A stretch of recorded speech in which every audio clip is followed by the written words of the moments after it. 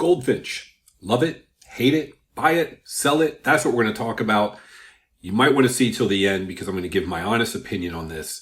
I'm doing this because there was an individual left a comment that said, hey, can you talk about Goldfinch? And I was like, yeah, I might as well. Haven't done it in a while.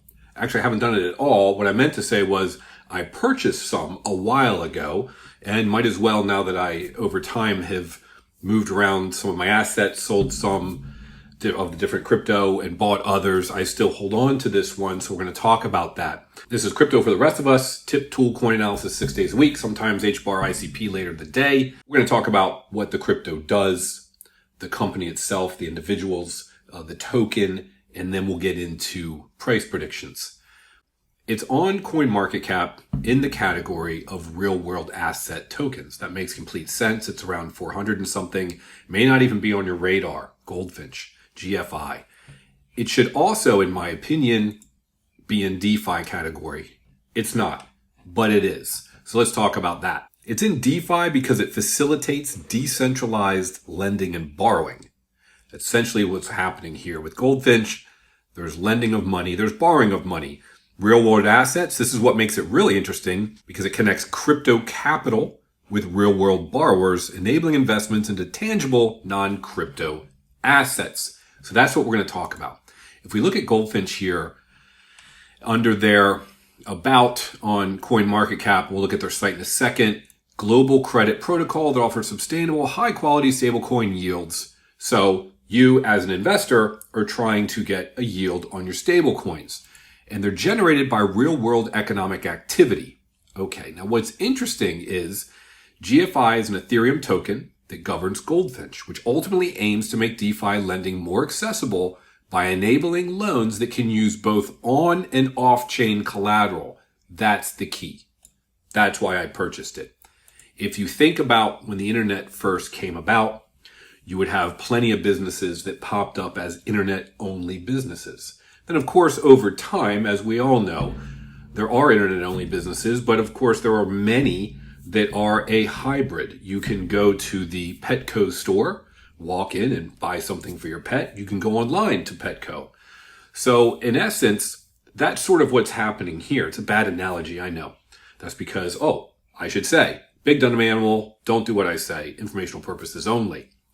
So when you think about, and I talk about debanking quite a bit, and in that case, you're over-collateralizing using something like Aave. I may have to put up $20,000 worth of, let's say, Ethereum in order to take a stablecoin of $15,000 worth, 75% loan to value. So I'm over-collateralizing. Well, if you think about businesses aren't going to be over-collateralizing. If they need to borrow $1 million, they're not going to put $1.5 million in, because they don't have $1.5 million. If they had the $1 million, they wouldn't be borrowing. It's a completely different model. They're using it to grow and expand their business.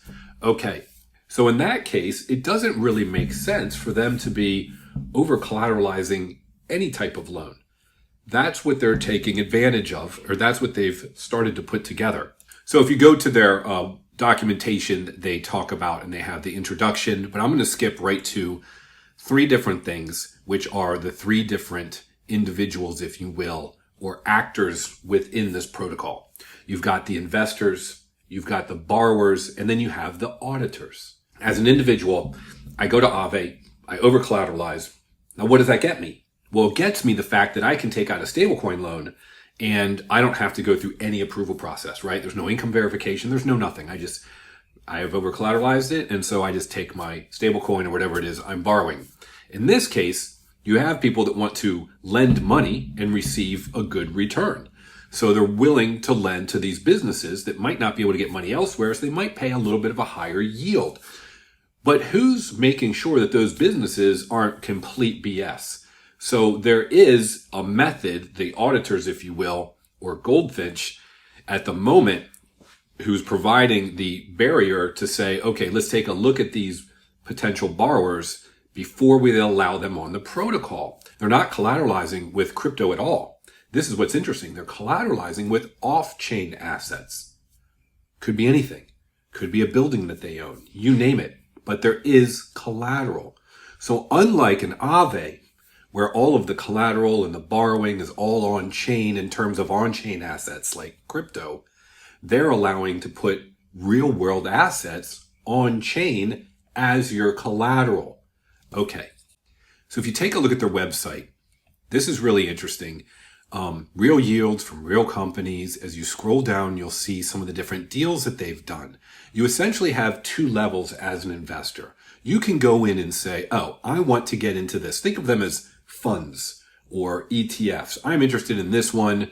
You can read about it. You can learn about it. You're basically assessing it. They've already said that they believe this to be a good, decent company, and they believe that they should be on the platform. They're trustworthy for whatever reason. They've put up the collateral.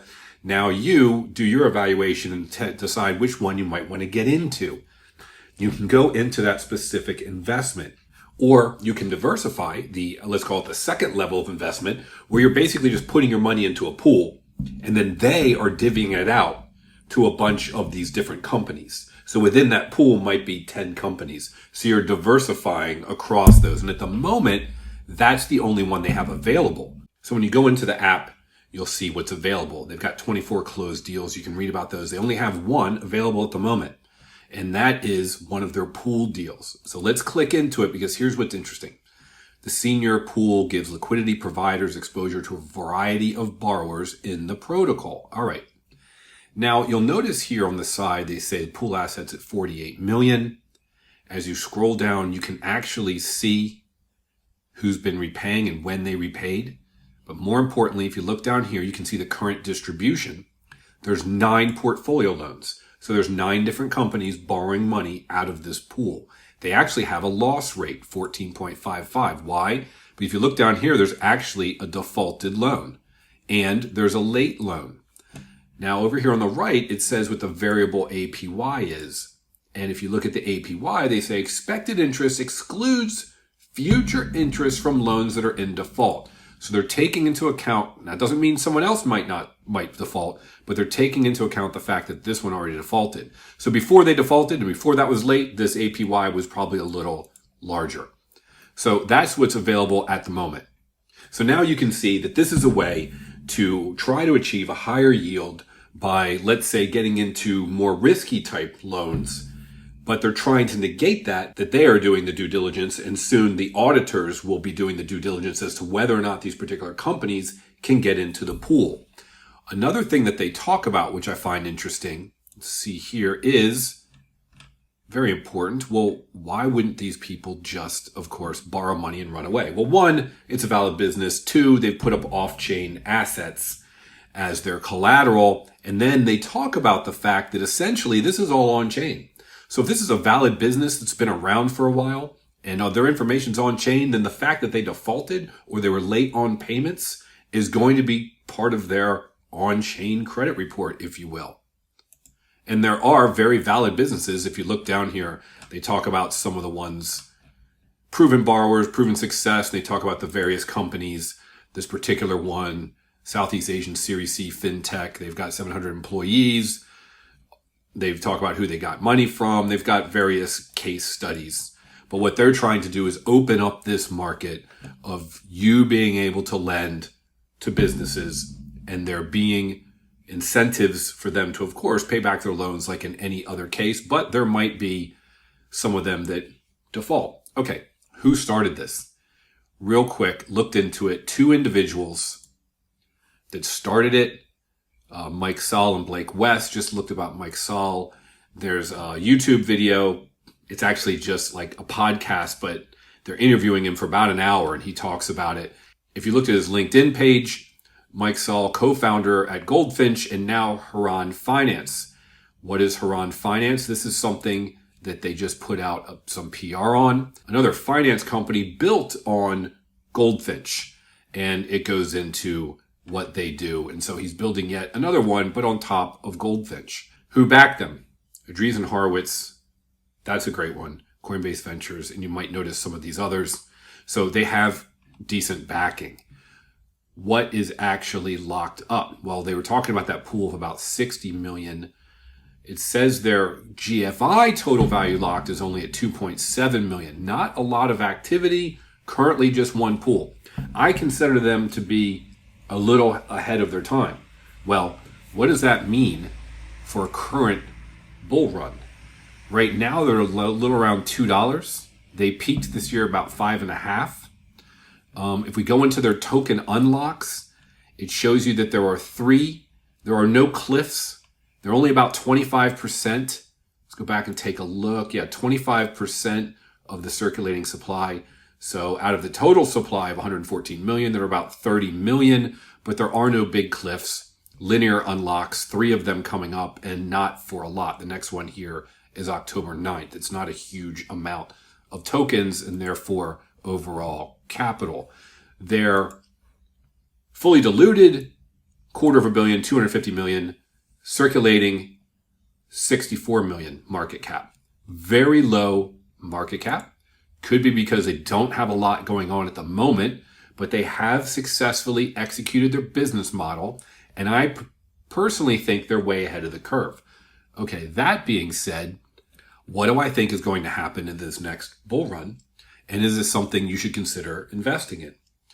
I'm a big fan of DeFi and a bigger fan of real world assets. And this is one, and I haven't found another that's doing the yields and loans to businesses with businesses being able to put off-chain assets on-chain, the real world assets on-chain as collateral in a way that they've done and have actually done successfully and have a pool with 9 different companies actually operating. So I believe that they're one of the first in this space. That being said, of course, all this is for informational purposes only. I do own some.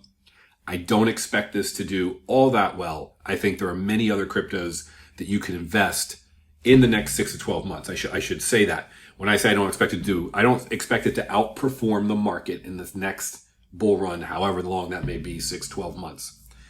Long term, I think it'll do very well. So I have some. If I were to sell it, I would be happy with somewhere between a 2 and 4x. If it does better, great. But I would probably get out before that. I don't think I'm going to hold it for the long term, depending upon, we'll see how this market shakes out going forward. But, so there you have it. At the current $2, I'd be happy at a sale of somewhere between, let's say, $4 and $8. You may want to put it in your portfolio. It has an incredibly low market cap. And when I do my sales, I think I've discussed this before, I break it down into 10% at this price, 20% at that price, and then the last chunk I hold on to. So, and that's why. Because why would I buy this if I only thought it was a 2 to 4x? Because it's possible if they execute really well and all of a sudden they've got more pools, they've got more companies, and they're taking off. If they're able to do that, it might really skyrocket and do a lot better. Who knows? And if that's the case, that's why I usually hold 10 to 20% of my coins back. In other words, I don't have open orders for some of each crypto, which would allow it to run. So that's it for today. I hope that was helpful. That's my perspective on GFI. I think what they're doing is not going away. I think they're at the forefront of this market, and I think we're going to see a lot more of this because the market for businesses needing loans and doing it on chain, I think, is going to grow exponentially faster than that of individuals like us getting and taking loans. So they've executed well, and I'm really excited actually to see where this goes.